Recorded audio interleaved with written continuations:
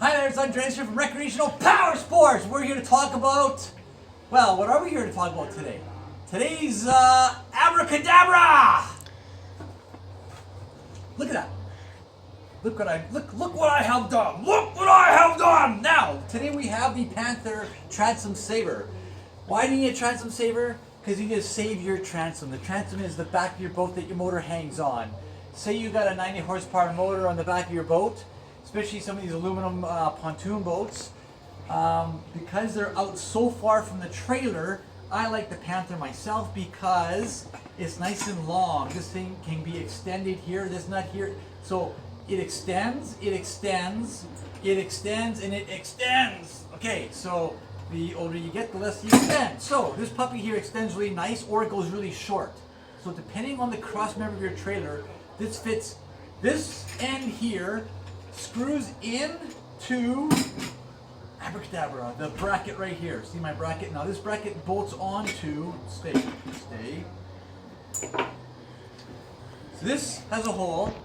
If you have a Shorelander trailer, a smaller little trailer, an SOB 10 or 12, you already have this hole in your rear cross member. Pretty ingenious, this oval little hole. So, but you still need to buy the transom saver because this is extra. But if you have an easy load or anything else like that, caravan, you'd bolt this to your cross member through the little hole right there. It just bolts up through. Actually, sorry, get the wrong way. It has to be down. Bolts right here, so it's down. And then this item here goes in basically upside down, and as it goes in, it screws right side up. So now it can't pull out. It's locked in. Now, what's locking in on this end is, so pretend this is bolted onto your cross member, please. This item here is held on. So you take your motor, you trim it down till the skeg fits into here. Told you, pretend that was on. So it would fit into here, and then your bungee cord would go around. It would hold this end up on your drive. So it would go around like that, it would hold it up. Whole purpose of this is the weight of the motor, the teetering action of the motor as it's on your boat, the teetering action here on your transom is ripping the top bolts out of your boat.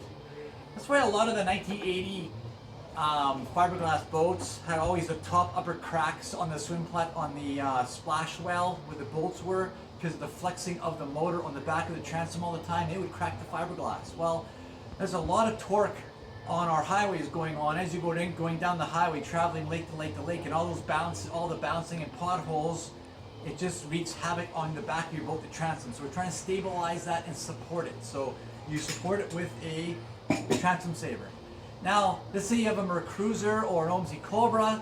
I believe in Volvo Penta. They make these trailering clips, these plastic trailering clips, and they just clip onto your rams, right onto your drive hydraulic rams. Because if you're going down the road and your hydraulics let go and your drive goes down, you'll never see it behind you that you're grinding away your bottom of your skeg.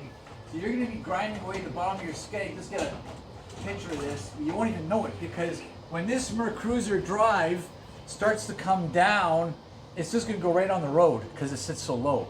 So on the hydraulic rams on a Mercruiser, Volvo Penta, or OMZ Cobra, these trailering clips they just clip right on. You put a little string around them just to hold them on so they fall off on the wrong bounce. You cut them to length. They're really cool. They got really good instructions, and they just fit onto your hydraulic ram of your Mercruiser or your stern drive. Again, different lengths for different rams. It's just plastic. You're just going to give it but it snaps on really nice. It goes clips and it clips on really cool. So the Sierra trailering clips are pretty important, relatively inexpensive, they're like $42, and that pretty much covers transom savers and how they work. Really inexpensive, really effective though in saving your investment on the highways. So if you have a little fishing boat, a 9915, this is on the back of your boat hanging down, and you have 12 inches, 15 inches of clearance between the ground and your boat, you don't need it. Leave the motor in the down position and you're fine. But if you're a bigger motor, 40, 50, 60 horsepower and up, I would say, and you can't do that like the little outboards can, you're going to need a transom saver. Again, this is Andreas here at Recreational Power Sports. My name is Andreas, like the San Andreas Fault in California, but it's not my fault. Talk to you soon. Thanks.